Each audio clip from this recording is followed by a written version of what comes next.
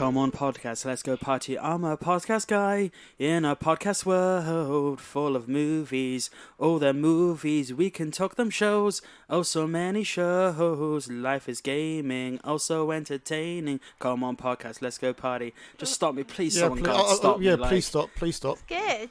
Keep going. It's good. I like it. It's good, but it's cheesy as hell, to be honest. Like, oh, God.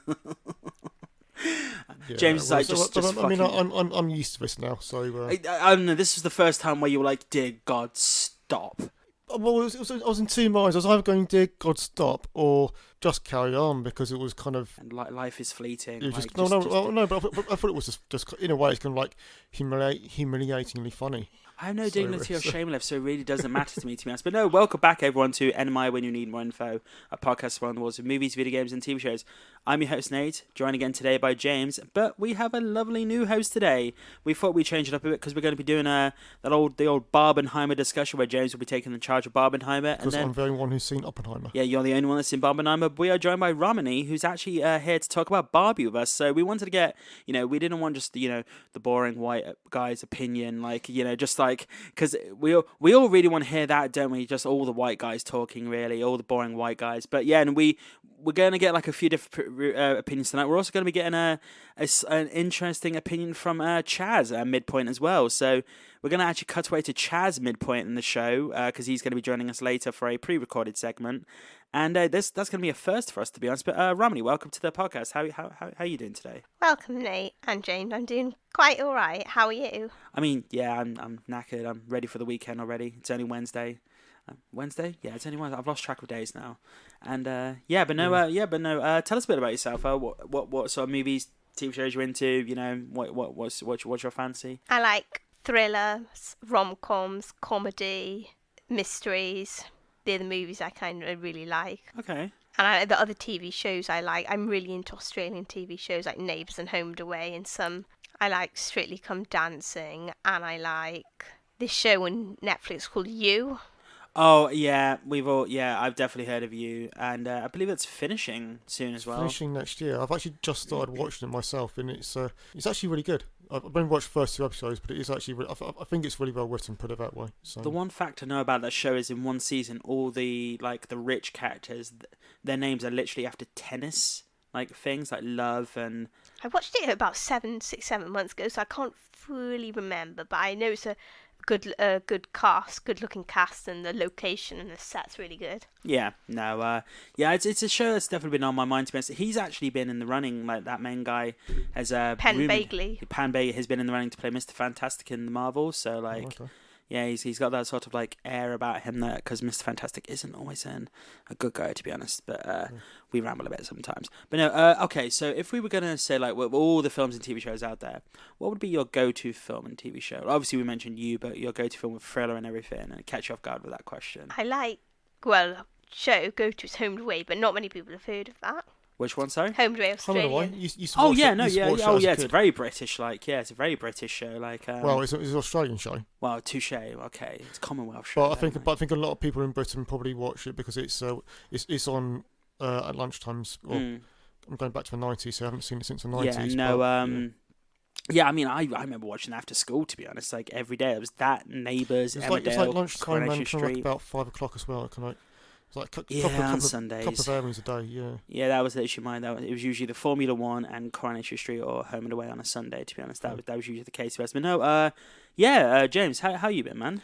Yeah, I've been good. I am again looking forward to the weekend, but I'm also looking forward to my extra long weekend next week. Yeah, you guys are jetting away to the lovely, lovely hot country of Scotland, as it were. Yeah. Probably a bit cold, but it's going to be heated up by some awesome entertainment. I'm going to the Edinburgh Fringe, nice big comedy festival, a lot of different plays, a lot of different theatre, a lot of stand-up. Got a nice selection of stuff to go to. Looking forward to it. Because I know a few of you, Feg's going, yes. A good friend of ours, Tim's going, his partner as well. Is anyone else joining you as well, or is it just you lot going? It's just our lot. I think Ramani's also coming along. Yep. So, because you guys are flying up. A good friend of ours is taking the long train up, and Fergus is flying over from Germany, so that'll be quite interesting to say the least. Yeah, absolutely. It's going to be fun. Yeah, I mean, I'm just staying here I'm just staying here and That's always next year. Yeah, sure. Well, to be fair, next year Yeah. could be a case of I'll be watching someone perform possibly, if it all goes well, possibly. Well, I don't think so. It is my ambition. It's a mad ambition that at some point to try to put something on at the Fringe, but I think it's going to be at least a couple of years before I'm going to be able to do that. I presume you're going to be going up then, taking a lot of notes this year. Then I want to see what it's like. I know it's quite expensive to do as well, but it's definitely going to be an education for me. Have you thought about filming? Filming like performances and whatnot, just to get an idea of like how things are set up and like. No, because I'll hope to. I mean, I'm trying to get myself in with a amateur dramatics group at the moment, anyways. So that's my plan is to finish off my big play, get in with an amateur dramatics group who will be willing to put that on, and then write a smaller second play for the Fringe, which I'm going to do next year, and hopefully I've got contacts by that point who can help me out. Gotta say, definitely looking forward to the next revision on that big play, because the second revision I read was actually pretty good, to be honest. And Awesome. Yeah, be ready to read again in September. Yeah, no, really am. And honestly, people like James is one of the best people to actually like when he gets like criticism or like feedback. Unlike some people just go, I'm better than this. I'm an author. I hate that. Yeah. I mean, I did a degree called English and Creative Writing, and the one thing you are taught about is, well, it is about feedback. Is to take on feedback and how important feedback is. But and it goes with everything in life, in my mind. Feedback and criticism is a good thing, but always cast your own critical eye on that feedback. I think sometimes it's just it's just the artist part, though, isn't it? You know, like an artist. Yeah, but I like to separate myself from my work. So, I mean, in my mind, I'm not my work. The work is a separate entity. It's just me who's done it. So I want people to look at the work objectively, and then I'm trying to work with them to try and make it as good as I can. So I don't have that kind of. So are you still playing the usual games from last week still, or are you on? I'm still playing Midnight Suns from time to time. I think I've just finished the second act. Not going to give into Baldur's Gate 3. I put it on my wish list, but it's going to be a long time until I get to that. How many people have asked you like this? Like Ramani, this is a game that's just. I presume you're the same. Everyone's just saying. A lot of people have mentioned it to me, and to be fair, I never played the first two. Wasn't really that interested in it until I found out a few days ago that it was by Larian Studios, the same people who made Divinity: Original Sin 1 and 2, which are some of my favourite games in recent years. You just got to love especially Original Sin 2. That was fantastic. So it is on my wish list. It is in my mind to play it at some point, but I'm probably not going to get to it until next year at this rate. Honestly, I've got Tears of the Kingdom, Final Fantasy 16, Remnant 2. I've just restarted playing Red Dead 2 because I'm like, I just want to mosey on through the plains and, not think and just put on a good TV show. I'm also trying to finish One Piece before the end of the month. Well, not the 1,000 episodes. Basically, Ramon, there's a TV show coming out at the end of the month called One Piece. It's an adaptation of anime. It's covering the first 60 episodes of the show's got like 1,071 episodes, something like that. And I'm trying to cover the first 60 before it comes out. And oh, Dolly, that's trying to do work and all this stuff and cover 60 episodes is much more than I thought. But I'm Baldur's Gate myself, though. I've got about 12 people going to me, doing it. Giving to temptation. I'm like, no, I don't want to do it. But speaking of giving into temptation and all that stuff we do, you're not here to talk about video games, people. You're here to talk about this weird event that's gone on. Yeah, exactly. James hitting the nail on the head. Do you want to say that again? Oppenheimer. Or Barbenheimer as well. I know Barbenheimer, what? I know it's called Barbenheimer, but I was thinking the other day, Oppenheimer sounds funnier, which means it's better in my mind. But I mean, like, to me, it's Oppenheimer. The fact that like everyone was worried, like when these two movies were coming out, like what the hell's going to happen at cinema? Yeah. They thought there was going to be this war between the films and everything. Like, which one's better? Which one's going to be, which one is going to get the bigger box office? Do we care? Like what? And everyone's just gone. No, we're going to go dress up as pink 1 hour and then go dress up in black and white the next, and just go watch Oppenheimer. And I mean, I even did that myself. I presume, did you do a spot of pink, Ramani, when you went to go watch the film? Yeah, I wore a lot of pink on Fridays, James. Yes. Might have noticed. Yeah. Did you wear any pink, James? I don't think I did. No, sorry, I missed that. Not just I wore pink shoes with white spots on a pink top. Have to get in with a pink memo. I do love the fact that like when you walk in anywhere in town, you see someone with a pink, like a group of people with pink, and you're like, yeah, I know where you're going. Yeah, that's right. Go enjoy your Barbie. Like I was. When we went to a party, we all went to a party. as you know, the events of the night did not go well for me. I got up the next day hungover. I put on a t-shirt, and I decided I want to go see a friend. And I was like, I'll go watch Barbie. Didn't even realize I was wearing a pink top.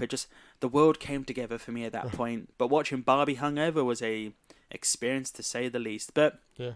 it's weird how these two films have come together and like created like a sort of sense of community with like cinema, definitely really. has. Yeah, Yeah. like, I mean, but and also with Barbie itself, like, Hysteria. you hit the nail on the head. Do you want to make a point on that? Yeah, Tommy? it's like a bit of a hysteria. Barbie and Oppenheimer, Barbenheimer, two massive, major release films, both released at exactly the same day.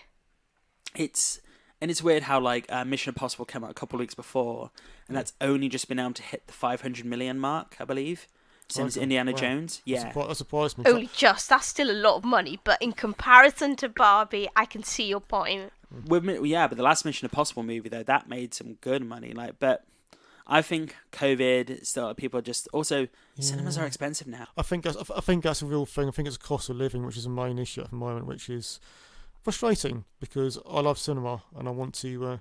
I don't want any. And Mission Impossible, I love the film. It's a good film. So yeah. Well, I'm actually thinking about going to the cinema this weekend and do what I haven't done in a very long time, James. What's 3 films in one day. Wow. Which ones are these? So I'm thinking about going to see Gran Turismo, Blue Beetle, and Teenage Mutant Ninja Turtles. That is some dedication. I don't think I've ever seen more than one film in a single day. Luckily, though, those films are probably about an hour and a half, 2 hours apiece. So, like, that's literally Oppenheimer twice in the cinema. Or once. Or, yeah. Okay, I mean, you but 1.5 Oppenheimers is what you're doing. Exactly, yeah. No, and also I'm just looking for, like, with Gran Turismo, it's a video game adaptation. Want to see how that is. Blue Beetle. A lot of people are, like, giving some interesting, like, takes on this film to me, to be honest, because, like, it's the new run of the DCU. It's its own separate thing. Apologies. I'm literally like going on to IGN now because the review has just come out for this movie, so I want to see what the actual score is for this. And okay, 7. You know, for a DC film like of late, that's actually pretty good for a DC movie. No, it's higher than a Fergus out of 10. That is, for context, Ramani, basically, for some reason on this podcast, good old Fergus, a friend of the podcast and review on the podcast, sometimes reviews very highly rated movies with a 6. He gave The Batman a 6. He gave, what else did he gave Guardians of the Galaxy a 6. But he gave stuff like Uncharted, which is, alright, a 6. What did he give John Wick? I think, no, he did it. I can't remember. I wouldn't be surprised if it was a Fergus about. I can't remember. I mean, like, we're going to have to talk about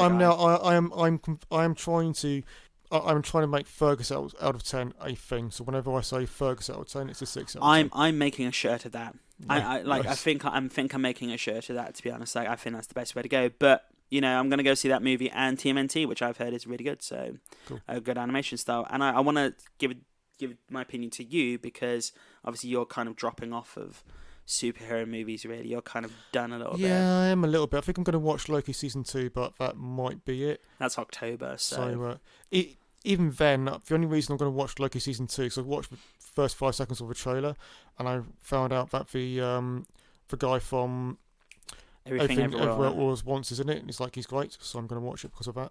That is awesome. Like, honestly, Ki Hu Kwan. Yeah, that's one. Yeah, no, I'm looking forward to that as well. Quite looking forward to it. I'm hoping. I felt that the last episode was a bit disconnected compared to the rest of them. Like, it was like just of what the original Loki. Yeah. Yeah, that's fair. Had an interesting ending, but we'll see how it goes. But yeah, right. So I think I'm gonna hand it over to James now, who's gonna give us his Oppenheimer. Just for context, though, before we start.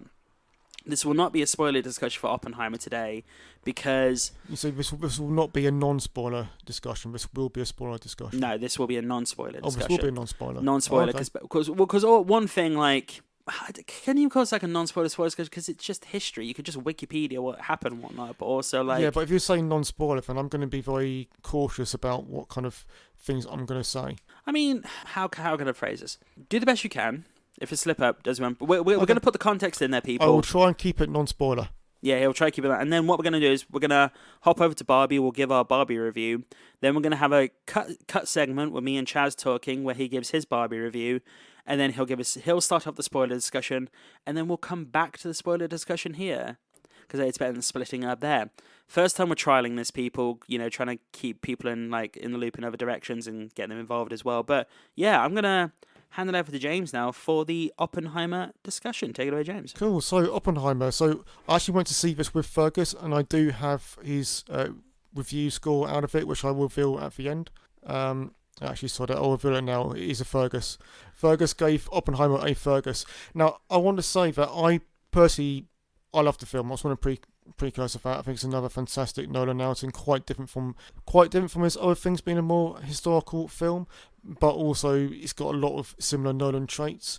So obviously the whole thing's quite historical on how it goes back and forth in time, which is a very, very key Nolan trait.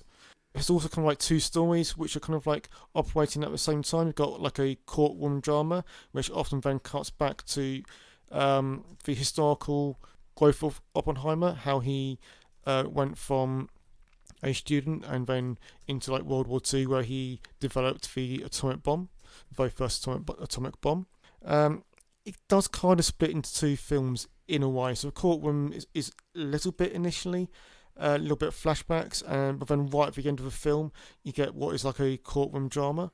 So the middle point feels like it's one film, an historical drama, and then the last third of the film, it feels like it's a different film, and it's a courtroom drama. And I know some people didn't like that kind of split, but I really liked the way it was done, because again, it was keeping the courtroom aspects just gently over time, just back and forth. So you get it in your back of your mind. In the back of your mind, of courtroom stuff was going on, but you don't quite understand the context of that until the end, which made it be a little bit of a mystery if you didn't know the history, which I didn't know. So obviously, a few things I know about this movie. Obviously, we have Robert Downey Jr. Yes. In the courtroom segments. Obviously, he's the antagonist of the movie to a degree, to some respect. Here is me trying to make it non-spoiler.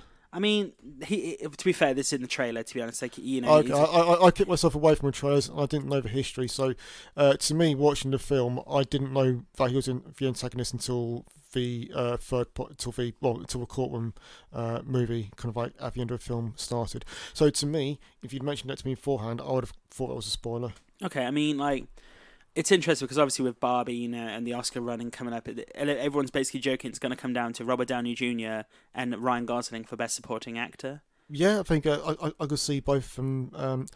I mean, I think this film from Nolan is very much going to be an Oscar contender. I think it's the kind of thing the Oscars tend to reward.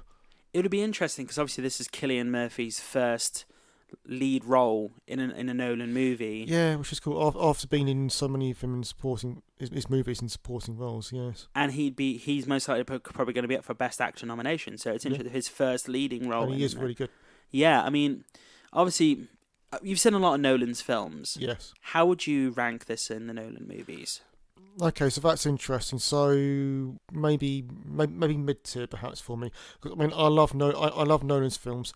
So one of the issues and what I think other people have with this film, and I can fully understand. I know a lot of his films have this issue, but it can be a little bit confusing at times. At points, especially early on, there's maybe too many early cutaways. Some scenes don't last very long. In the early first half an hour of a film, it got a little bit confusing at times. I found that aspects of it. It's definitely a film I want to rewatch at some point it's 3 hours long. At some point when I feel like watching a 3 hour long film again, I will need to watch this again to understand it fully. But again, it's a difficult topic matter, and I think he handled it well. I found the whole thing to be engaging, and that's the key thing for me. But if I'm going to look at my favourite Nolan films, are still going to be The Dark Knight and Inception, and I don't think Nolan's going to be able to beat those two films for me in mind. I'd maybe rate this slightly above Batman Begins.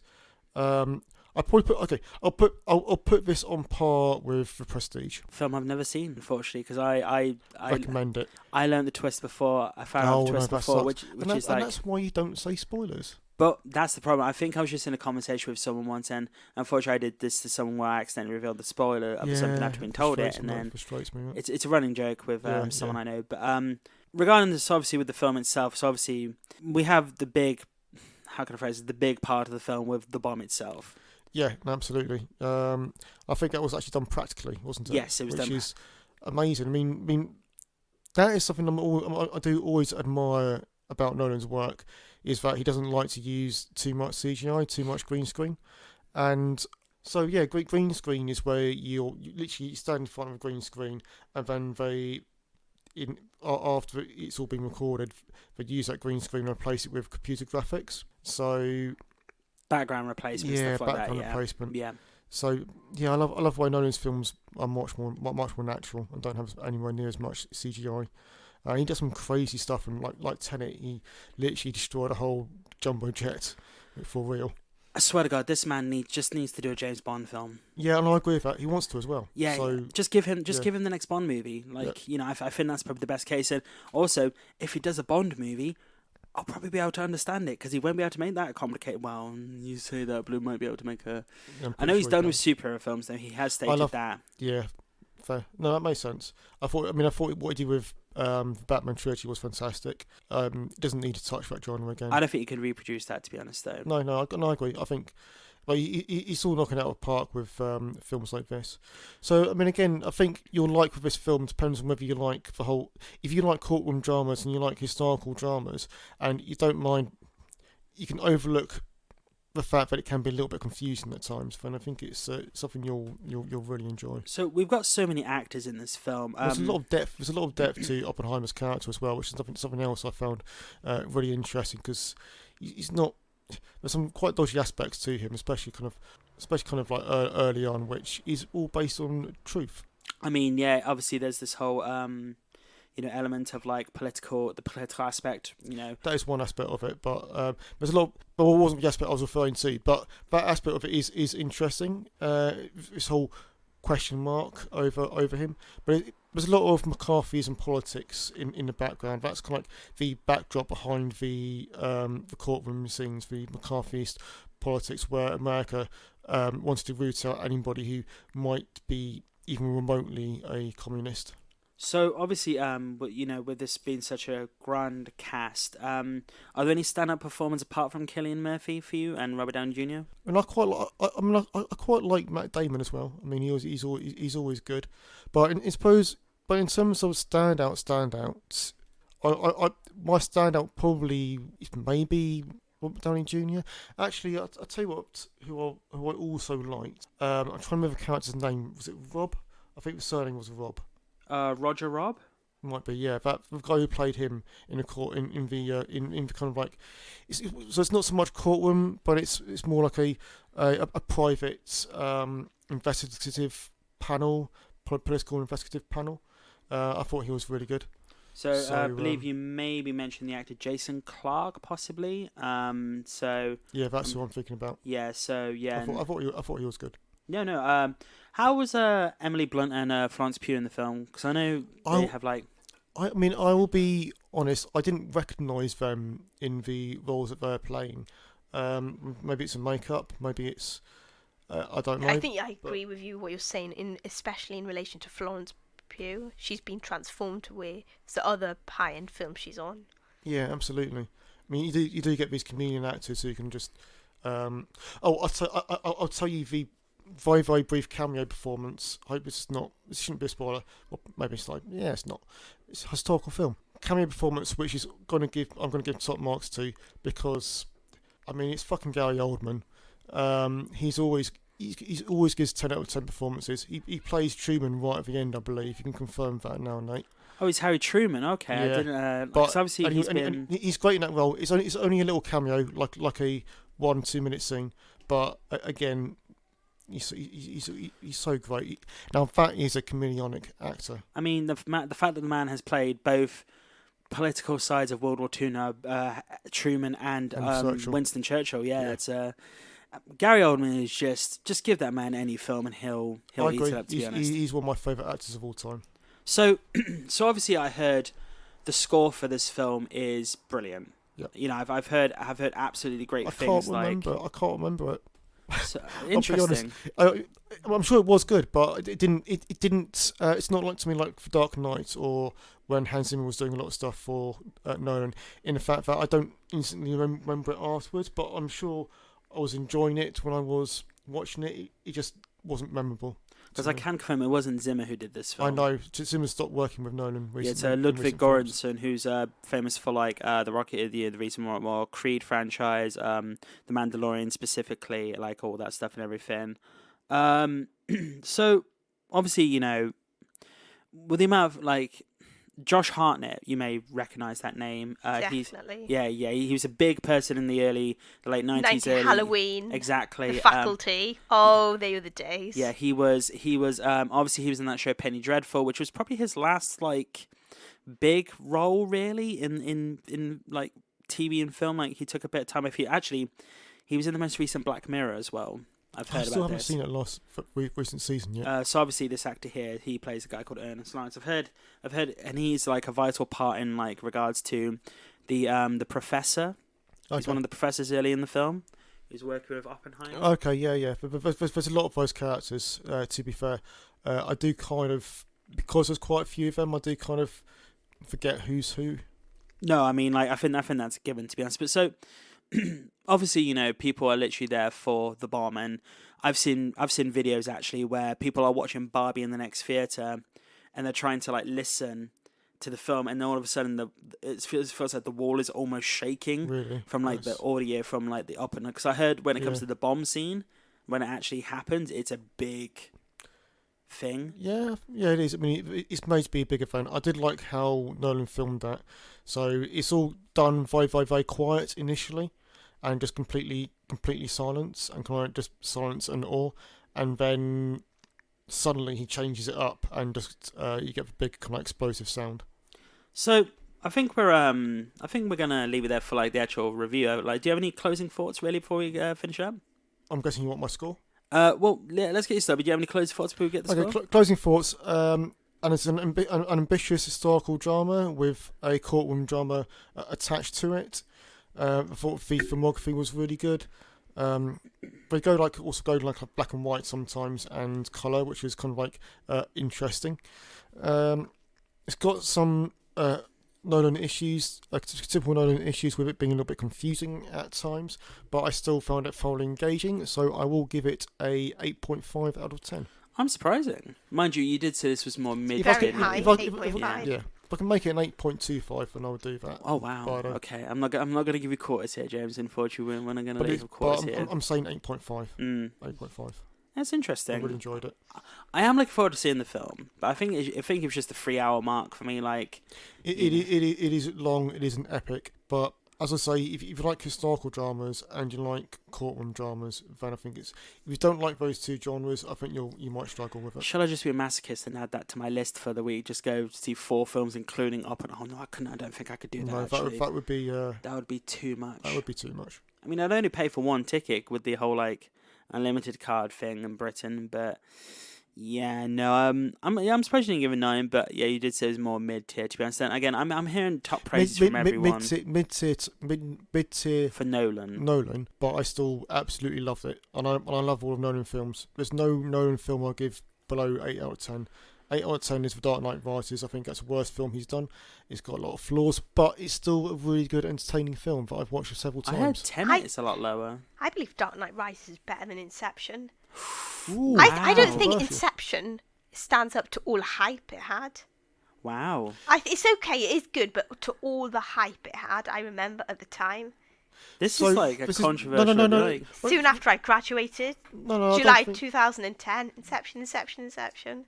I don't find things controversial. I hate that. I find it interesting, and it's just made me think that we should maybe do a podcast episode where we talk about our favourite Nolan films, what we like, what we don't like, and we get a discussion. He's a very talented director. He's British, obviously. I mean, I've only seen the Dark Knight trilogy. Yeah. Inception. You need to see. I think I've seen Memento. Yeah, Memento was the first one I've watched of his. No, it's first film though, supposedly. First film was Following, which I'm not. Only film that I'm not seen. Yeah, no, but which is like not a student film. He thought like a serial. You're the first person I've ever heard to say Inception was Yeah. It is good. Inception's really is quite good, Yeah. but it doesn't live up to the hype. And I think that's a key problem. I think when people have hyped up something too much, I mean, it's like me with Game of Thrones. Although I've not seen it, so I don't know. But I think when everybody's like ramming that down your throat, essentially, it's so good. It's kind of like it can be a bit. Yeah. I think for me with Nolan, off. I think we've discussed in previous podcasts, he just became too complicated in his films for me. Like I understand that, but it's also kind of what I love about him. Oh no! I even heard with Tenet, even in the film, there's lines in the film where they don't even know what's going on in that film. Yeah. So it's like you're writing the film, but you don't know what's going on in the film. There are definitely flaws in some of his writing, but I just love the ambition behind it, and that's what. Oh no! He is a technical genius when it comes to actual cinema, and the fact that. But the ambitious concepts in his writing as well. I mean, Tenet with a whole backwards time going forwards and backwards at the same time. It's ingenious concepts. I'm definitely looking forward to our build a film episode actually, because I Nolan's definitely coming up in that regard. But I'll be able to screw you over if I choose Nolan for my director, and like James go fuck. But yeah, no, I think Dark Knight is probably my favorite. But I actually rate Batman Begins quite high in my opinion. That's good. Is that the one with Katie Holmes? Yes, it is. Yeah, that's quite good. Yeah. That's really good, I remember. Came out in 2005 and we were watching it in cinema. Oh god, yeah. Oh my god, I'm so old. I know. It's so I watched bad. it in Aberystwyth, I remember, in the cinema in Aberystwyth. Oh wow, okay, yeah. No, I've been to Aberystwyth. One big hill. I did not like that hill. No, I didn't like that hill either. So. Yeah, well, Swansea had more.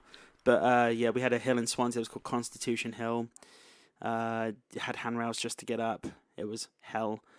Yeah, and it was a cobbled road. Yeah, I won't go into that. We'll dive into that much later. But no, so yeah, I think the Dark Knight for me, and then Batman Begins. But a Nolan episode would be interesting because I think we'll definitely have a few people who actually be like interested in discussion. But I think we're going to leave it there for the old Oppenheimer. And now it's time for us to go. Sparkle, sparkle, life is plastic, it's pink everywhere in this goddamn film. It's time to talk about the $1 billion movie, now we could confirm this, by the first female director to reach $1 billion in a film, which is... Greta Gerwig. Yep. We're going to talk about Barbie people, Margot Robbie and Ryan Gosling in Barbie. Yep. So I'm gonna let Ramani take this one as her initial thoughts, and take away, Ramani. Yeah, I thought Barbie was really, really good. I'm so mega proud of Margot Robbie because I've been a fan of her since 2008 when she burst on the screen in Neighbours, and she was like an innocent schoolgirl. And she was on Neighbours for a few years, and she played different roles within her character. And a couple of years later, I seen her catapult to fame in The Wolf of Wall Street. And the thing I love about Margot Robbie, and which is a testament to her fame, is that she's so humble. She's so grateful and so humble to her roots. Even though she's like a multi-millionaire global superstar, she's so humble and she's so talented, and she really deserves this success. She produced this film as well. Not many people know this. She produced the film with her husband. Yeah, no, I didn't know that either. Yeah, she definitely produced it. The role of Barbie was meant to go for someone else, and then Margot's first choice, I think it was Gal Gadot. So the first choice of Barbie was Amy Schumer. Yeah. And then after she left, then it was Margot Robbie. Yeah, but when Robbie produced it, it was in the works for quite a while. She did consider somebody else, Gal Gadot or something. Oh, Gal Gadot. Yeah. Gal Gadot, yeah. Got our Wonder Woman.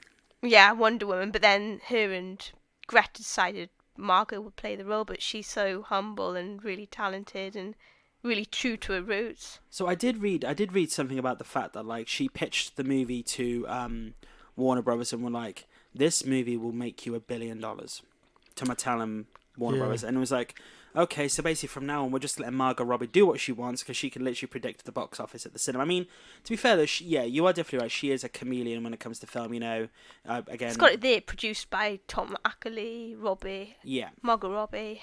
Yeah. That's her husband. No. So obviously, I'm not sure if you know, but Margot Robbie's actually Australian. Oh, yeah. Yeah, she's from Neighbours. She's Australian. Oh yeah, no, and she's a massive nerd as well. She is. She was massive into wrestling because when she worked with John Cena on the Suicide Squad, obviously they were getting to work on the Barbie film and everything, and supposedly she just went to him, so, do you want to come be on Barbie? And John Cena was instantly like, yes. Of course I will. She was quite surprised by it, wasn't she? Oh yeah, but to be fair though, John Cena is like, That was so like. He's one of those actors who, again, there's a thing where basically on this podcast I talk about my ratings of wrestling actors. Dave Bautista is at the top because he wants to be an actor. He doesn't want to be a movie star. Then it goes John Cena, and then quite further down is Dwayne Johnson because he's just a star now. But yeah, no.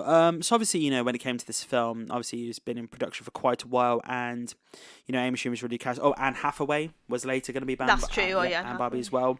And I've heard one of the stipulations for this film is making sure there was a multitude of different Barbies. It wasn't just and Barbie, different ethnicities as well. which I think is a great thing. Yeah, And it's amazing. I'm not gonna lie. It's being real and. I don't know how Mattel read this script and were like, yeah, we're just going to let them do this because we're getting into the review now, people. They rip into Mattel in this film, and They're doing places. So I thought of that, especially. Yeah, it was interesting. I mean, I love the fact that we get different variations of Barbies. We get different variations of Ken, but also we get the side characters that are created Alan, which I'm definitely going to talk about Michael Cera in a little bit because I think he is brilliant in the film. Obviously, this film came out. It had a budget of 128 to 145 million dollars, and it's currently made almost 1.2 billion dollars. Yeah, and that's crazy. Mattel have already got other films in production like Bratz and Barney, which Barney turned out is going to be it's more of a serious film with Daniel Kaluuya about the guy who played Barney. I don't know how it's going to go.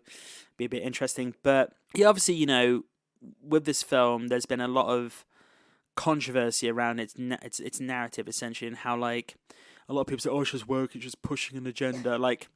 I brought this specifically up to show you guys, but on Metacritic, the general review score is 80.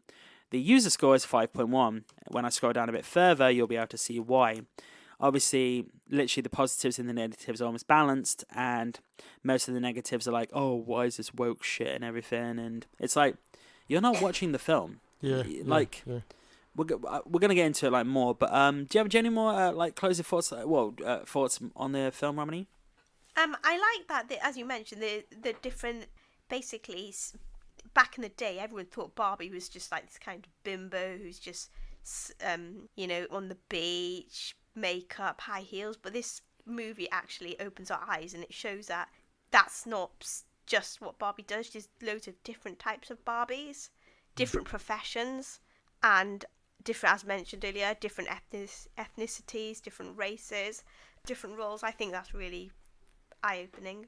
Yeah, I thought representation was really good and interesting idea, especially because you've got stereotypical. I think it's even called out kind of how stereotypical Barbie, which is Margot Robbie's character, when it was called out, was kind of this impossible kind of attainment kind of symbol. So, but it was really good to have the variety of. It's interesting how people go, oh yeah, it's just women pushing the woke agenda and stuff like that. But the thing is, though, this was written by her husband, Greta Gerwig's husband, as well. So it's But I mean, okay. I mean, I do agree with themes of movie. I just want to put it up there before I say what I'm going to say. But even if you don't agree with themes of movie, you don't have to like it. You can have a disagreement. You can have a discussion on it and. But it's the internet, James. Everyone's right on the internet. It frustrates me. It's why does so something, God forbid, you might change your viewpoints, or you might have your existing viewpoints challenged by something that you don't agree with. No, I completely agree there. I do agree with it. I don't want to put it I do agree. I think the film itself is stunningly shot. I love the fact that there was actually a shortage of pink. Yeah. Oh yeah, I forgot to mention that pink paint shortage. They actually used too much more pink than there was available on the set, and it even led to a shortage of pink phenomenon all over the world. So that's why embrace pink, because sometimes back in the day, it still is a girly colour, and some people would when they're getting older, girls would be embarrassed to wear pink, but now everyone's embracing it. When I say embarrassed to be pink, I don't mean embarrassed. I mean, they think pink is the cut-off age should be when you're under 10, but after this Barbie, it's really highlighted how beautiful pink is as a colour.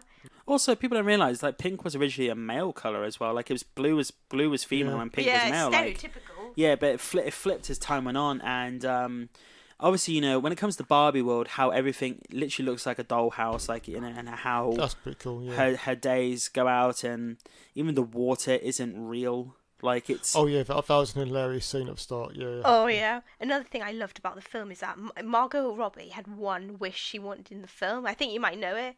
She wanted, instead of a staircase from her bedroom to the swimming pool, she wanted that slide. That was the one thing she wanted. Oh, okay.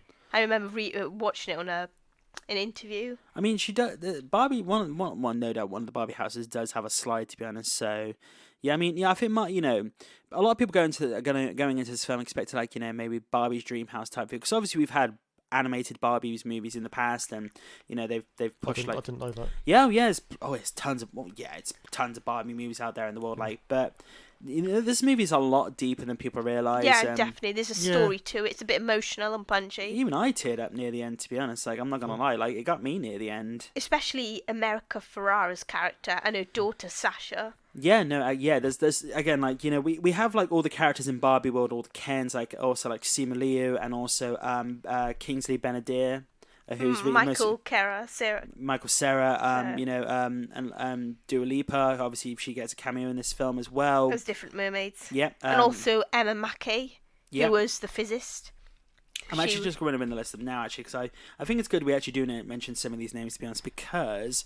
So I do want to mention. This is really going to launch your career even more, Emma Mackey. Oh yeah, no. Because she was popular on Netflix, but after this film, she's going to be catapulted into Hollywood further down. So obviously we have actually like he's not really prominent in the movie, but Nakuti Gatwa, he's actually the next Doctor Who. Oh so, yeah.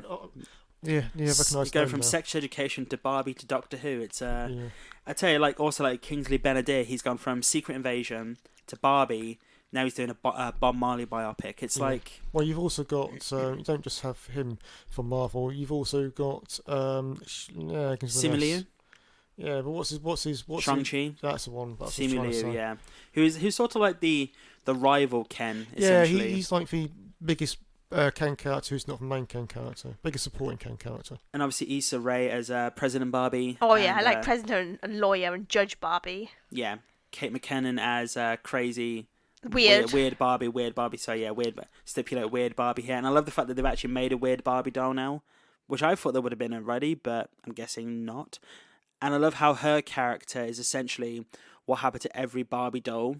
Like if her brother or like someone else took the doll and played with it and everything.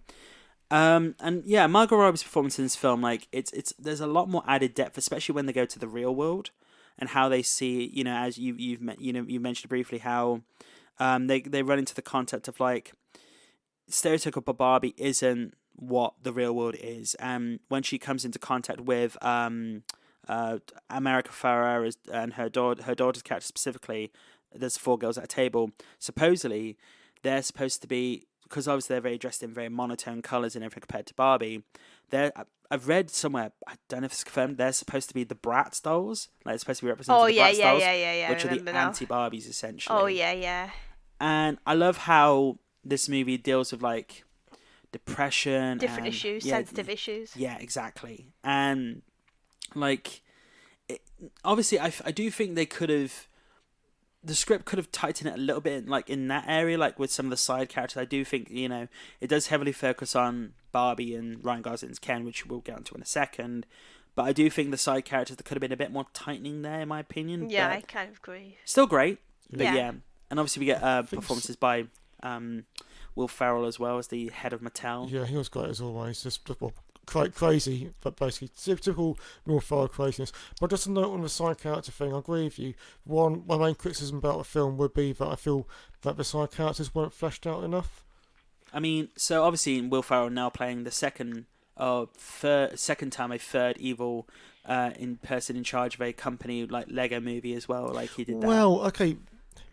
It's not as It's not as evil as I thought it was going to be. So corporate, I should say. Then. Yeah, I was going to say. When watching the trailer, I thought it was going to be stereotypical evil. Actually, not quite. But yeah, I don't think Greta has given like. I'm really looking forward to see what she does next. To be honest, I believe I've read that she's participating in writing the next Snow White movie, which will be interesting because a lot of we're not going to go into that at the moment.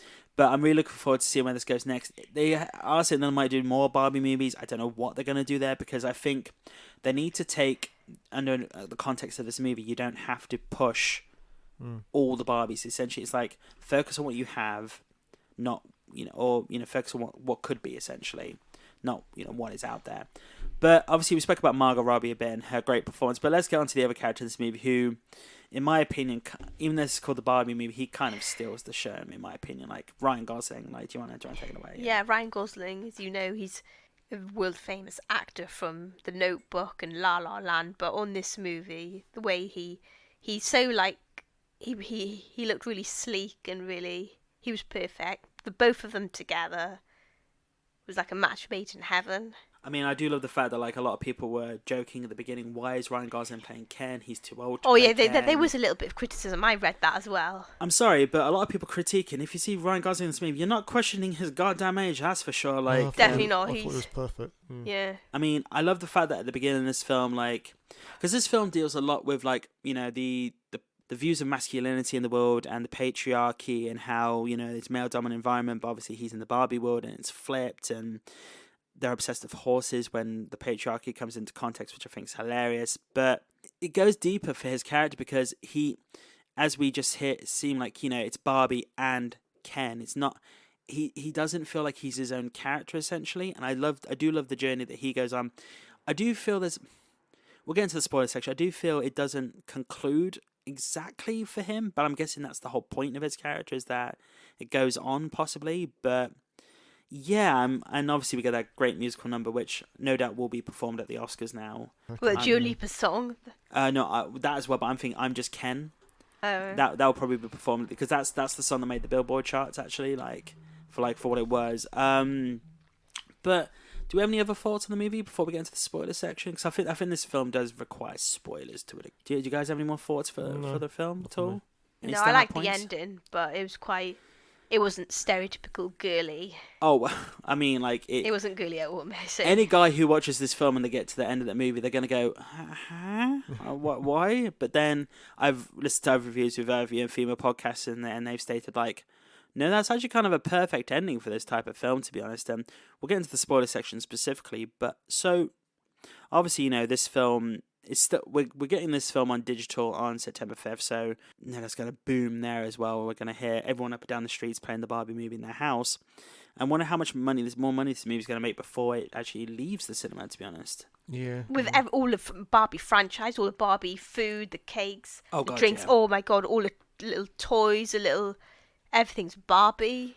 And I think I'm hoping stationery. I'm thinking hoping this movie like makes it more commonplace for like people to not be judgmental if you like Barbie or Ken and stuff like that. You're not too girly. Oh, you're too old for Barbie. I remember when I was in school, we used to love Barbie, but one of my old friends back in the day, she loved it, and she was too embarrassed to let other people know because she was about 9 at the time. And at the time, 9 or 10, and at the time, if you're over the age of 8 or 9, it's a bit embarrassing to still like Barbie. She was 10 at the time, and she didn't want anybody to know that she loves Barbie. I remember my brother had a birthday party once in the local place where we were. Used to give like a Barbie or a Action Man doll to the kid at the party, but because my brother has a unisex name, they thought he was a girl, so they gave him a Barbie for his birthday and whatnot, and he still played with it. I don't believe he still played with it. I think he may have given it to my sister in the end, but like, yeah. Also, I just think this film is like accepting who you are. You don't be proud. Exactly, be don't proud. Don't care about other people's opinions. Nothing's just purely girls or boys. Go on your own journey. Like, go on a journey to discover yourself, essentially. Like, you don't have to fit yourself into a specific box.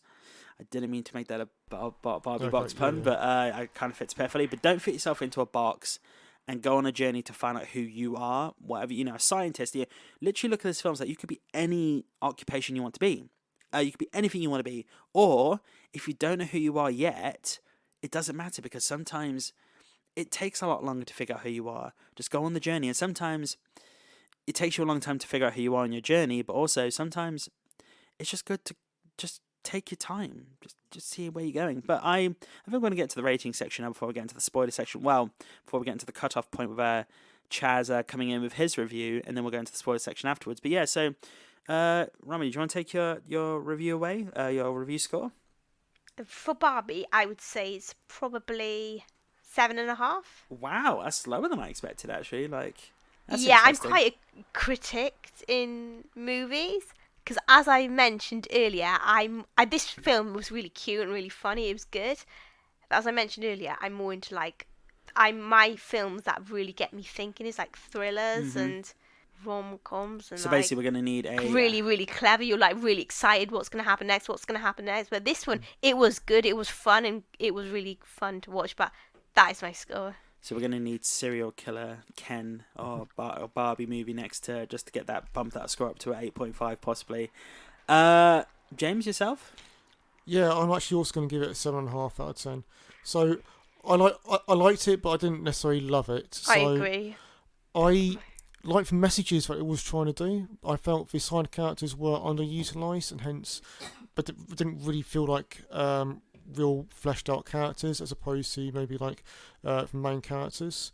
I feel Ferrell's character was underutilized. I felt it was fun. I mean, I know it's probably skewing to a younger audience, well, there's some of messages, maybe not. I mean, probably a bit of both.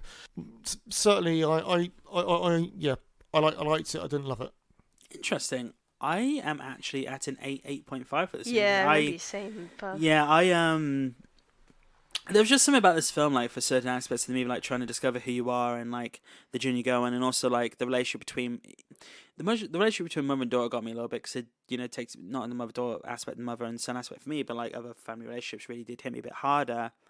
And I just think the performances around were absolutely brilliant. I think like the concept of Ryan Gosling's character and how he, you know, I do love the fact in this movie, like Barbie starts going on an existential crisis, but then somehow that does skew into Ken himself. But it seems that whereas Barbie has a direction to go, Ken becomes directionless, and that plays into the plot of the movie. Essentially, I love how that plays out. Which we'll get into the spoiler section how that folds up for that character. But yeah, I think we're going to leave it there. So right, people, what we're going to do now is we're going to actually we are going to go to Chaz now and myself talking about his review for the movie and also like a bit of a spoiler talk TV roundup. So basically, we're gonna from this point forward, people, please take everything you can in skew of in context. There'll be spoilers, but so yeah, but we'll be right back after this with myself and Chaz. And welcome back, everyone, to this interesting new segment that we've never actually done before. But we figured like some people can't be on the podcast sometimes because of other commitments, work commitments, family commitments. But they want to get their opinion in. And speaking of opinions, I got to welcome back someone who has been on for a little bit since our Guardians review. How you doing, man? Hello, I'm good. Yeah. I've been, I don't know, man, busy as hell. The last 3 months have felt like 2 weeks, but it's been good. And yeah, while I've not been busy, I've been playing a hell of a lot of Darkest Dungeon 2. Everyone else is on, Diablo and Baldur's Gate, and I'm just like, DD2, and everyone's like, oh, shut up, Chaz, stop talking about that game. So have you not given in to the temptation of Baldur's Gate yet? No, like I don't know. Like it is obviously I've heard a lot of good stuff about it. It looks really cool, but like I personally been waiting for Darkest Dungeon for a long time, so I'm just really enjoying it. And to be honest, gameplay wise, it's a really solid sequel. I mean, honestly, I'm actually breaking tomorrow. I'm finally giving in to the temptation. I figured it's payday. Why not? I'll give it a go. And a few other people have cracked as well. Like, I've only had 20 people go to me, Nate, you playing it yet? Fuck, you playing it yet? So, Yeah, no. exactly. You won't be short of people to talk about it with, at least. Well, it's been a long time since I've played a turn-based adventure like this, because obviously KOTOR, way back in the day, was based on Dungeons & Dragons. I believe the 5 series, well, I don't fucking know, like, something to do with Dungeons & Dragons, the way the system, the role system worked. I read up on something like that, basically. And, yeah, I think the last game I probably played was Dragon Age 1, where it's probably close, like, regards to this. So, yeah, it'd be Oh, interesting damn. to play. Oh, yeah, it's been a while. Even I've played a newer game than that in terms of turn-based RPGs. It was Divinity a little bit. That's right. And That's then before that would have been Dragon Age Infinite or whatever it's called. Inquisition. Inquisition. That's the one. Oh shit! Was that was a turn based? Was it? Oh, I don't know. Or you could switch it. But yeah, anyway, yeah. Myself, I think we spoke in the main podcast, but yeah, I've been playing a bit of Remnant 2 whenever I actually get a time to play gaming, to be honest, because these past few weeks I've just been moving rooms around and I just haven't had time. So yeah, it's nice to have a lot of space now. I'm not gonna lie, like it's yeah, obviously, as people know, we are here to discuss a certain pink flared movie, as it were, like that's taken the world by storm. And obviously, we got James and Ramani's opinion before this. And just to make you aware, people, that in this discussion we will be going into spoilers. So this will technically be the review slash spoiler discussion part of the chat.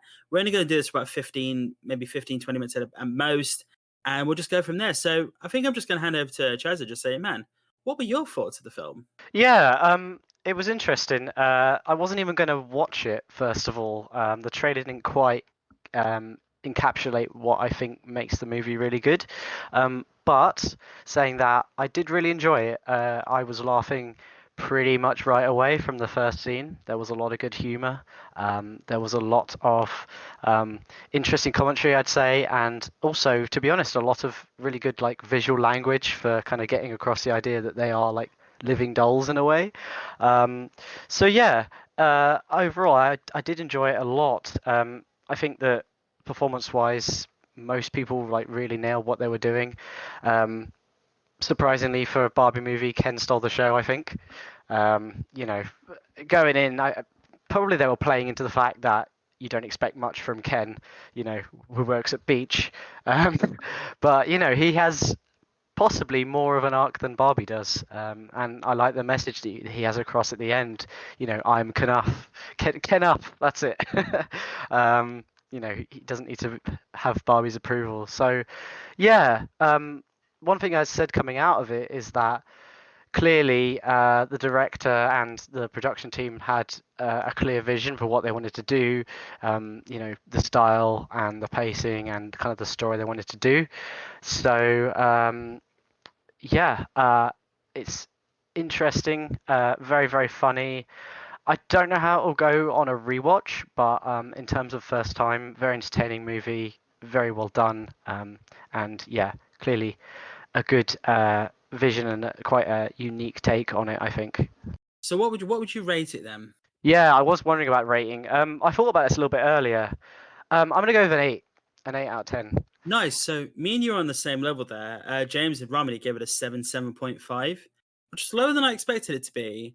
And yeah, no, I think Fergus was going to give it a 6. Or as by the way, we have officially dubbed it a Fergus out of 10 A now. Fergus 6, yeah. Not even adding the 6 anymore. It's just got a Fergus out of 10. We know exactly what that number's going to be now. Be But interested to see why he'd say that, but maybe we'll get him on as well. I don't know. well, yeah, he was supposed to. Yeah, unfortunately, he couldn't be on for the episode, and even this part. But I definitely agree with you in regards to Ryan Gosling. I think we discussed in the main part of the episode where basically, he does steal the show to a degree. Like Margot Robbie goes on this amazing journey, and the ending was quite shocking. I will say that, like, probably to all of the male audience, they were like, okay, but all the female audience, from what I've heard, are like, yeah, no, sounds about right. Like that's sounds about right for what this is. And because I thought she was going to a job interview at the end. Yeah, I think that's what they were trying to get across. I didn't mention it, but I do think that it does lean into the feminist stuff. Well, at least a little, and it's quite a lot depending on your perspective, I'd say. For me, it didn't feel particularly like unnatural, like it was pushing any kind of, I don't know. It has a theme, it Agenda. has an idea, yeah, but it didn't feel like it was so harsh. But I know some people have kind of backlashed against that, which is I mean, I'm looking at Metacritic, and so basically, let's bring up the old share screen. Haven't done this for a while. The old share screen that's freezing at the moment. So basically, if we look at Metacritic at the moment, we currently have a 80% for Metacritic score and a 5.1 for user score. Oh, I wonder why that might be. Because if we interesting. scroll down, 699 positive, 663 negative. And if we look at the negative scores, most of the stuff is evoking what you're exactly stating. To be honest, it's like all the hype, very little buzz. What is it like? Starts off well, but then it goes into like some woke agenda. The most obvious radical feminist movie of all time, not recommending. Like massive disappointment. very depressing, painfully unfunny slog. I'm like, Did we watch the same movie? no, honestly, you were right from the get go. Like the jokes do come in heavy and heavy and fun at the beginning. Like I love the fact that when Ken first runs, I mentioned this to me, but when he first runs down to trying to impress, runs down to the wave, it just gets knocked the fuck back and whatnot because nothing's real. And I don't know what it is about. Like you talk about like Ryan Gosling at the end when he's Knuff, which I'm getting a t-shirt that I'm still getting a t-shirt that. Naturally. Yeah, of course I'm doing that. But it does feel like the film is open ended for him. Like he doesn't have a proper conclusion to a degree. He sort of like goes off on his journey. Yeah. Which is And fine. It doesn't it doesn't need to be wrapped up. I feel like his arc is just that he gets over, some of the stuff that he clearly had going on, or not gets over, but just kind of starts to understand a different path. Which I think is kind of interesting to leave it a little bit open. Like, what would he go away and do? What can he do in that Barbie area, that Barbie land? So yeah, I thought that was fine. I love that I'm Just Ken number. It goes from like this really melancholic song to like this Grease fucking like music video and everything. And I'm just like, I love the 80s so much, and I was like ready to be pumping in that scene as well, and like going in their black trouser. And I was saying this in the other part, they're going to perform that at the Oscars, right? We're getting a performance of that at the Oscars. Of course. But yeah, I don't really. People who are saying it's uninspired and not funny, I don't really get it. I don't get the feminist and the agenda stuff either. Like, clearly it's there, but it feels like it's part of what makes sense for that movie and that brand. I will say that I was starting to get a little tired of the humor towards the tail end of it, which is why I'm a little bit unsure about second watches, because I feel like it's like once you know what to expect, maybe you wouldn't be able to watch it again, or maybe a long time. But I don't know. It's done very well. There's a style. There's a lot of things that make sense for the world that they're getting across, and I don't think you can call it anything like uninspired or like not funny. It's a quality movie. It's a good movie, right? I love the fact that obviously people go, oh yeah, it's pulling the female, the feminist woke agenda, but they forget that though this was written by Greta Gerwig and directed by Greta Gerwig, her husband was the other writer. So it's like, like I listened to another podcast and talk about how like The Godfather is the greatest movie of all time, and they were basically joking, how stating like there was probably a conversation that they had together in their own lives, and that's a lot of the stuff from their real lives is transcribed into the movie essentially. And I love the the scene of trying to distract them, and I thought it was absolutely brilliant, played out. And I talk about this in the other part of the episode where basically it's interesting how in Barbie world everything is flipped. So obviously it's a very female dominated world, and the men are just sort of like subservient to a degree, and they sort of like try to and it sort of flips when the whole patriarchy system comes in when Ken comes back. But at the end they the Kens are like, oh yeah, can we be on the same level as you? And even then they go like, no, you could go below us and everything, which is sort of like I feel like it is a narco society at the moment where it's still quite difficult for people to be on the same level to a degree, but it's getting closer. It is a real world allegory, that, yeah. Yeah, no, it's I love the performance of some of the side characters. Obviously, Simu Liu, I think he was brilliant as like the rival Ken. I thought he was quite funny. I loved Alan. Oh yeah, we talk about Michael Cera briefly. It's really awesome how like he's just Alan, but he's the one who doesn't agree with the system that's coming through. Yeah, and his ass kicking scene was just like, yeah. Like, this is the thing, like things like that, the weird Barbie, like all these different kind of different takes on Barbie as a franchise. I was just like, there's some creativity in this. You can't just be like, I mean, obviously people are just being butthurt and be like, oh, 2 out of 100 or whatever. But like, I can see why you would say it's not a perfect movie, right? It isn't, but it's also not like 2 out of 12, 2 out of 100 movie.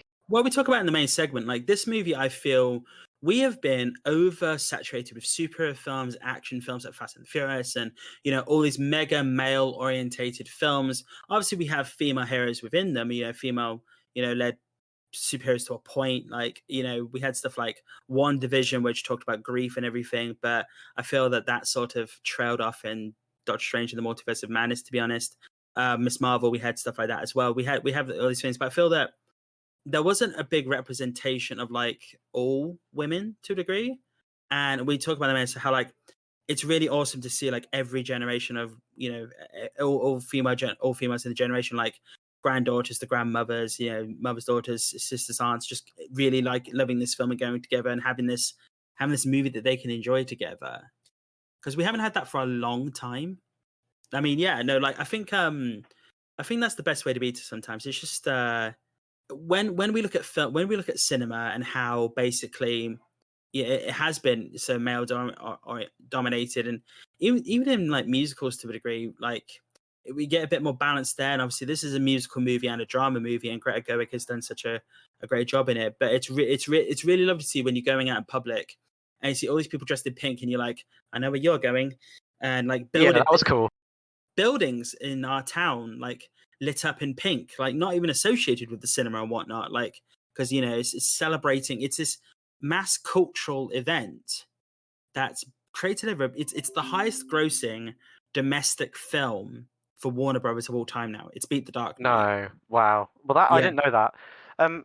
Yeah, I mean, to be honest, like I think it makes sense. Like that, I don't know. It's just something that people have latched onto for a bit of fun, a bit of good vibes, and I like have no problem with that. I don't even necessarily see it as like a big like, oh, it's loads of female cast, like most of the cast is female and like it's a big feminist thing. That just makes sense to me because it's Barbie and there's loads of them. Like, you know what I mean? What do you feel about the side characters like Will Ferrell, America Ferrera, those characters? We never really touched on those. I mean, they did get on my nerves a little bit because they were kind of like, I guess they were going for a corporate stereotype, which they kind of got, and then also like really dumb. But Will Ferrell was kind of funny. He's not my kind of humor anyway, so the fact that I find him kind of funny is probably a good thing. Like probably a praise there. What did you think of the whole like? I loved the twist on the America Ferrera and the daughter thing. You originally think it's the daughter, but it's the mother and dealing with her issues as well.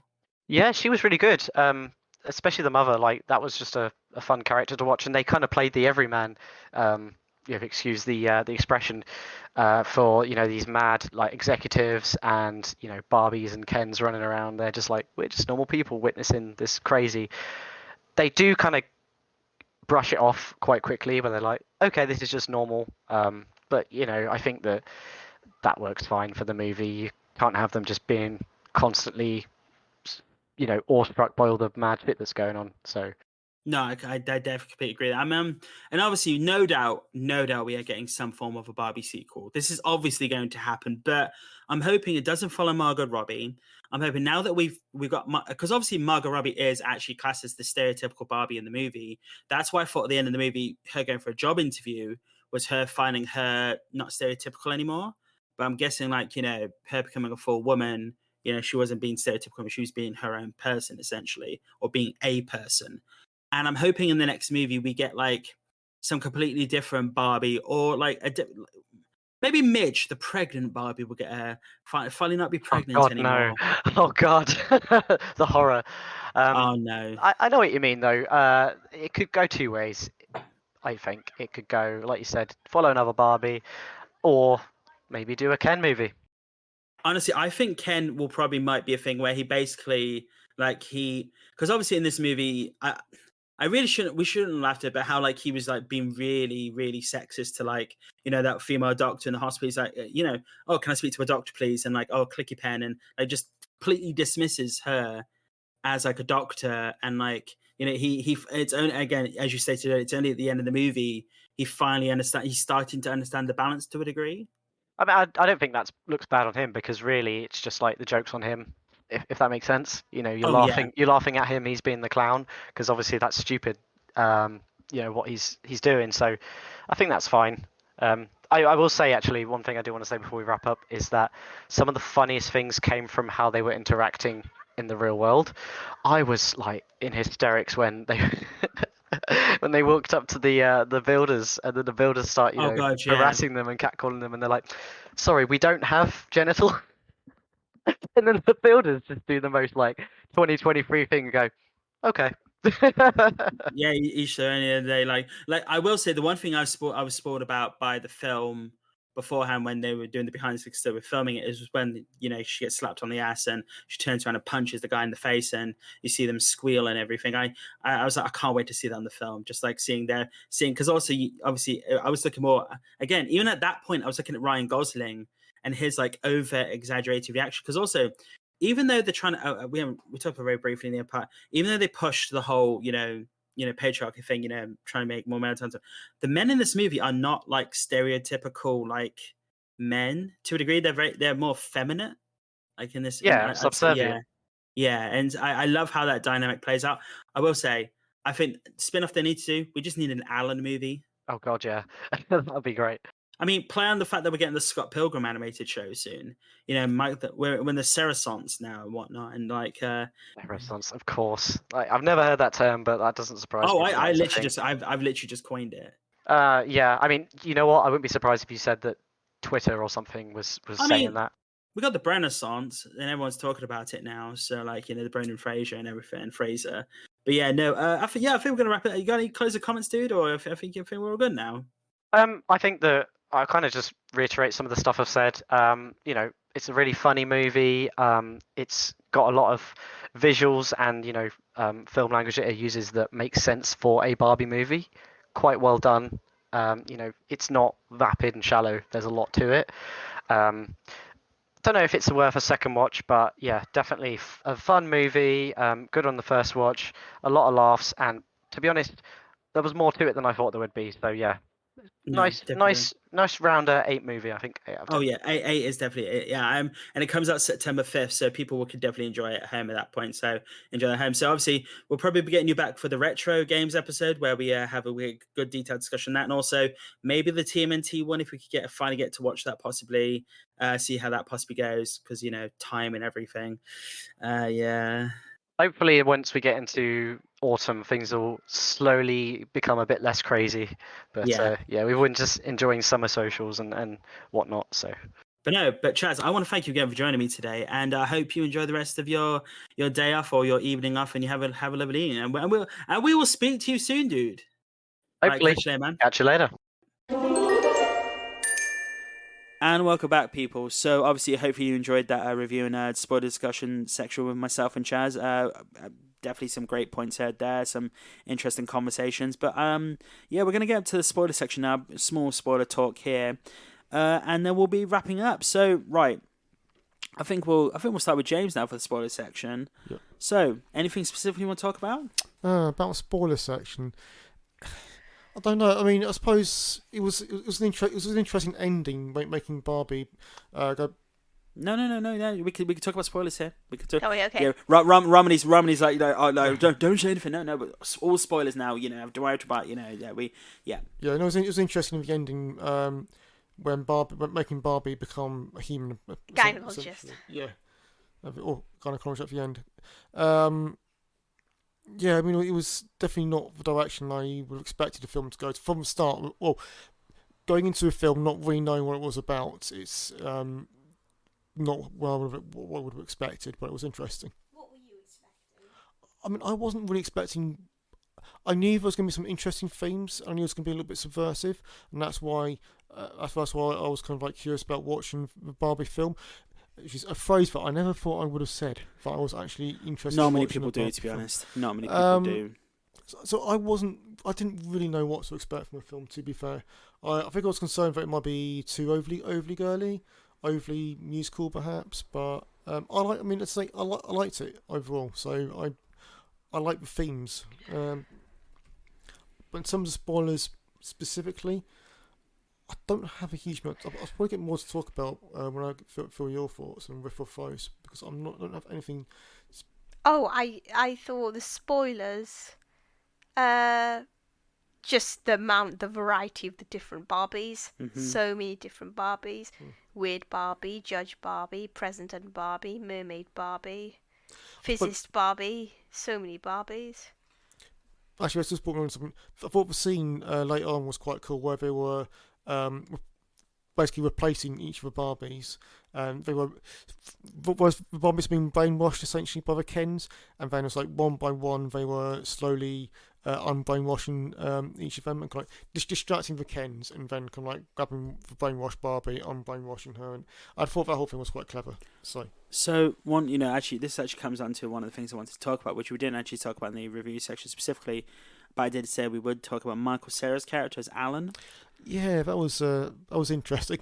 I mean, I liked it, funny, but yeah. I love the fact that like when you think about Alan, there's Alan, and then you think about Michael Cera and then like his career and everything. And it's like I don't think any other actor could have played that, to be honest. And I love how it's kind of perfect. Every other Ken is sort of like sucked into this whole patriarchy idea by Ryan Gosling's Ken, but Alan is the one who doesn't. He's the opposite essentially. He has his own mind. He wants to help the Barbies sort this stuff out. The one thing I found interesting towards the end of the film was basically how the Kens wanted sort of like to move on an even footing essentially, but at the end of the film they weren't really given that. Like it was still sort of like a reflection of the real world, how we are pushing towards more equality and everything, but a lot of positions still aren't filled by females because they there's a lot of people just what I mean. It's just really complicated in that regard, and I do love how the film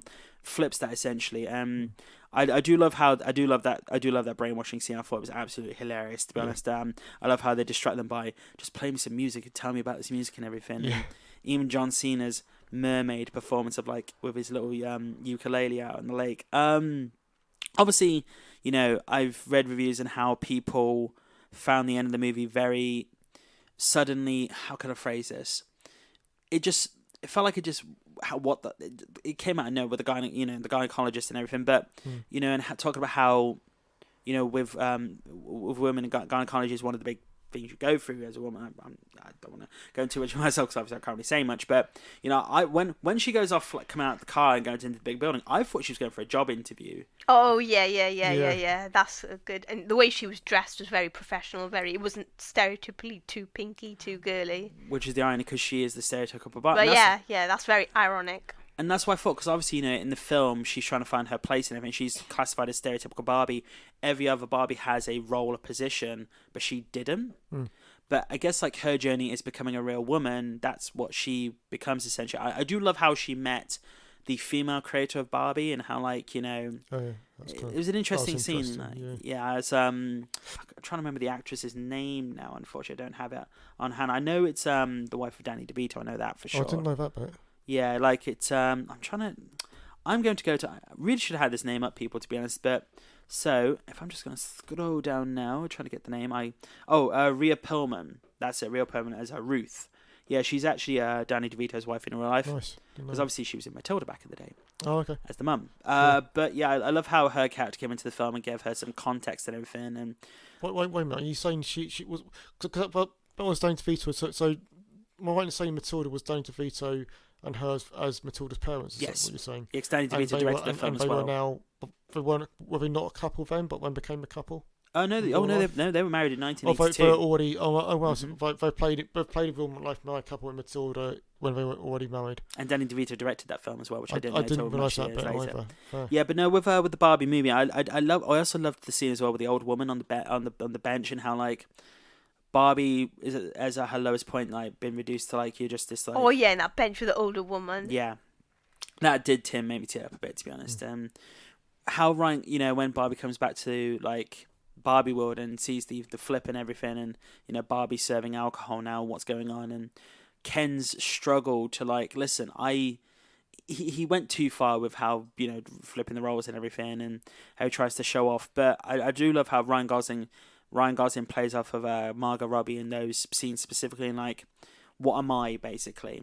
Barbie has been questioning who she is, but at the end of the film, Margot Robbie's character becomes she becomes a woman in real life. Does Ken become a man? Like, that's one of the questions I was like, it just sort of leaves it open-ended for him. Yeah, I suppose it'd be maybe for sequel, they'll give him something to do in the sequel, perhaps. What, Ken? Yeah. I mean, could they do that, though? I'm wondering. I suppose. I mean, I don't know what they're going to do, in all fairness, but it's the only way I can see them really going is to maybe Oh no, most definitely. Do we have any more closing thoughts really at all? Possibly like on the movie, like anything you want to talk about specifically for the film? No. Not for me, no. No, I mean, I liked Will Ferrell's character. I liked how he played out with like all the other executives and how Mattel was like this very colorless world, and it was very. Also, I love how people joke about the pregnant Barbie being creepy and everything, and that was very odd, and like how there was some Barbies.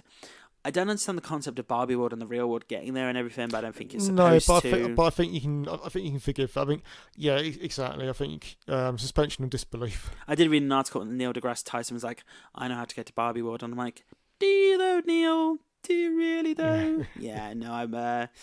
Yeah, no. This honestly, people, this film definitely deserves to be $1 billion. It's brought such a huge community together. To be honest, it's like.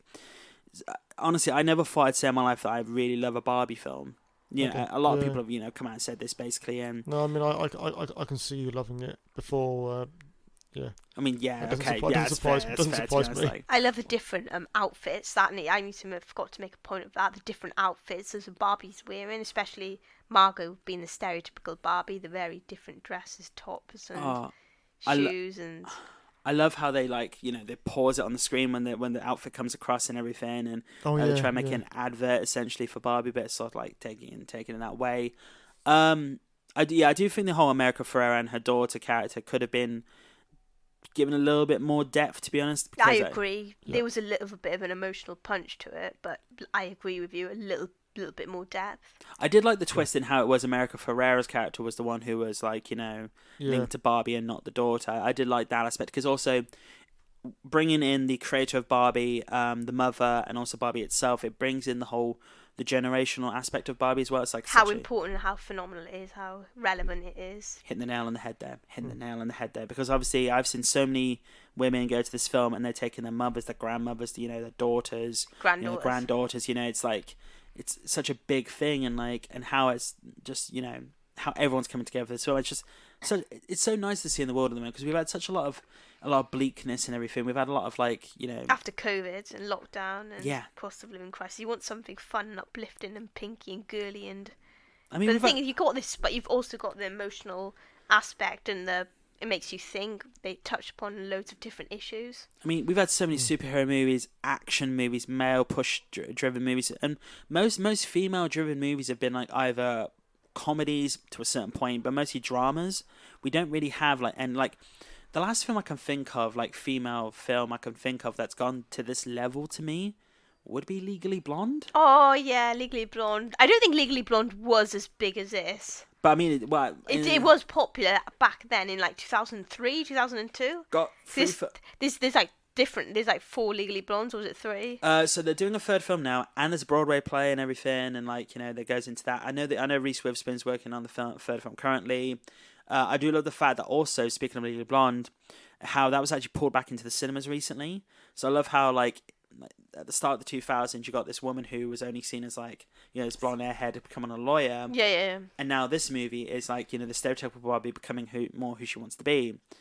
And I just love how that plays out, to be honest. Again, I gave this film an 8 myself, and I think that's where we're going to wrap it up there, people. So, yeah, I'd like to thank Ramani and James for joining me today. It's been absolutely brilliant. Obviously, really I look forward to having you back again, Ramani. Whatever we discuss in the future, it'd be good to have you back. And thank you for having me. Oh no, yeah, it's a pleasure having you. So yeah, obviously, and also thank you to Chaz in the pre-recorded segment, and so we get that going there. But yeah, I think we're gonna leave it there, people. So if you got any questions, queries, compliments, what did you think of the Barbie movie? What did you think of Oppenheimer?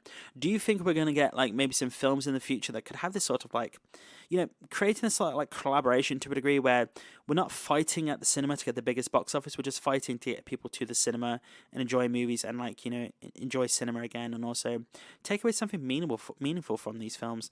So we're going to leave it there, people. If you've got any questions, queries, compliments, please feel free to email those in at nmipodcast@outlook.com. That's nmipodcast@outlook.com.